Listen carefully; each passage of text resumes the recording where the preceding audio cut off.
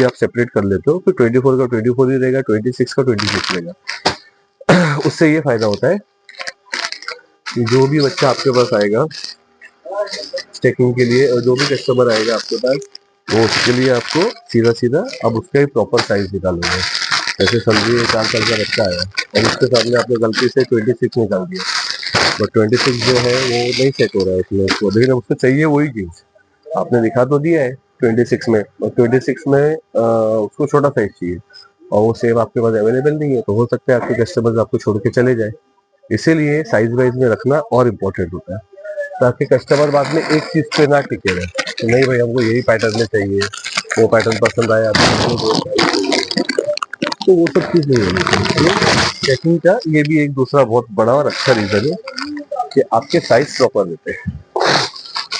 उससे ये रहता है कि अगर समझिए आपने ये किया, अगर आपने उसमें 5 साल का बच्चा आया तो आप सीधा 26 दिखाओगे, तो उससे ये है कि 26 अगर आपने दिखाया है तो फिर पता है ये बच्चे का साइज 26 है, इसमें से जो भी पसंद आएगा वो साइज अवेलेबल है। इसी वजह से आपको स्टेकिंग बहुत जरूरी है।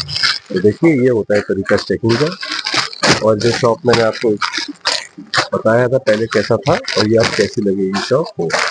बस स्टेकिंग में ये ध्यान देना, ये कॉर्नर एक होना चाहिए। करते जाते it will take minimum 45 minutes, but इतना मैस है शॉप, और 45 मिनट्स में अगर आपका शॉप सही हो रहा है तो वो आपकी बहुत अच्छी चीज है। और अच्छे लगने के बाद ही कस्टमर्स को, देखिए अगर कस्टमर को शॉप अच्छी दिखेगी तो उसको जो कपड़ा नॉर्मल सा भी है वो भी उसको अच्छा ही दिखेगा। तो ये चीज हमेशा ध्यान में रखना, क्योंकि जो अच्छे से दिखता है वो ही दिखता है। और ये जो भी बंदा मेरा ये वीडियो देख रहा है उसको ये चीज मैं बता दूं, अगर ये स्टेकिंग उसको आ गई और कस्टमर से किस तरह बात करते हैं वो समझ में आ गया, वो मैं अपने अगले व्लॉग में डालूंगा, how to treat a customer while they come to shopping. तो कैसे कस्टमर्स के साथ हम ये करते हैं जब हम कस्टमर अपने पास लेने के लिए आता है, ठीक है। तो वो चीज रहती है, तो वो जब आपको सिखा दूंगा। 2 main factors, one is checking and one is when customer come to the shop for shopping। तो उसके लिए सबसे मेन जो है आपको पहले स्टेकिंग आना चाहिए जिससे आपकी शॉप अच्छे दिखे। अभी ये देखिए सब रात में ऐसे यहाँ हमने घुसा के सब चले गए थे, अभी ऐसे अलग अलग से अपने निकालना है। कोई भी साइज यामा है उसको आप निकाल के सबसे पहले सेपरेट करिए।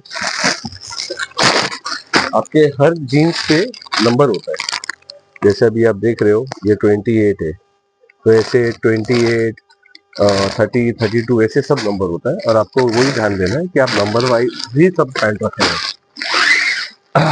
फॉर एग्जाम्पल अभी ये 28 नंबर है, तो इट मीन्स 28 नंबर आपके आराम से कुछ नहीं तो 6 साल के बच्चे को आ जाएगा। बट उसको थोड़ा आपको भी ध्यान देना है, बच्चा पतला है हेल्दी है, अगर पतला है तो 28 आ जाएगा, अगर हेल्दी है तो मे बी उसको 30 लगेगा, ज्यादा पतला है हाइट कम है तो 26 लगेगा, वो एक्सपीरियंस के साथ आपको आ जाएगा। तो वो बात की बात है, सबसे पहले आपको ये सीखना है अगर एक रिटेल शॉप में जॉब करना है खास करके ब्रांड में, बिकॉज मैंने भी अपना फर्स्ट जॉब जो स्टार्ट किया था वो मैंने किलर जीन्स से स्टार्ट किया था। बताता हूँ मैं आपको उसके लिए। किलर जीन्स में मैं 2005 में लगा था। उस टाइम पे मेरा जो ये था अपना सेल करने का तरीका था वो जीरो था, बिकॉज मुझे सेल आता ही नहीं था, सेल कैसे किया जाता है, कस्टमर से बात कैसे किया जाता है। बट मोस्टली आपने देखा होगा जैसे सब बोलते हैं ना, जैसे भी इंटरव्यू देने जाएंगे कि हाँ आपको एक्सपीरियंस है, तो आप कह देते हैं हाँ थोड़ा बहुत एक्सपीरियंस है सर, किया है, क्या किया है, वहाँ किया है। अभी ऐसा नहीं होता है, पहले हमारे मतलब 2004 2005 में ऐसा होता था। तो बोले चलो ठीक है, अगर आपने किया है तो ठीक है आपका आप ज्वाइन करिए जो भी है। अब वो करने के बाद जब मेरे सामने ये सिचुएशन आ गई कि मुझे स्टेकिंग करना है, तो मुझे स्टेकिंग पता ही नहीं थी कि स्टेकिंग होती क्या है, स्टेकिंग वर्ड ही नहीं पता था, तो स्टेकिंग क्या पता होगी। तो ये होती है स्टेकिंग जो मैं अभी आपको करके दिखा रहा हूँ, और ये बहुत इंपॉर्टेंट है। ये अगर आपको आ गई, आप समझिए 35% इंटरव्यू आपने पास कर लिया। इससे कैसा रहता है, शॉप आपका बहुत अच्छा रहेगा। शॉप क्या, देखो मॉल में जॉब अगर आप खुद खोल रहे हो वो भी आपको बेनिफिट है। अब नॉर्मल शॉप बाहर खोल रहे हो, जैसे मेरा एक नॉर्मल शॉप है, पहले मैं तो जॉब करता था, अब मेरा भी नॉर्मल शॉप है। और मॉल में अगर आप जॉब के लिए अप्लाई कर रहे हो तो ये 2 ट्रिक्स आपको बहुत काम आएगी। एक ये चेकिंग, दूसरी कस्टमर से किस तरह बात किया जाता है, वो मैं आपको बताऊंगा अपने अगले ब्लॉग में, वो भी बताऊंगा मैं आपको, लेकिन अभी नहीं।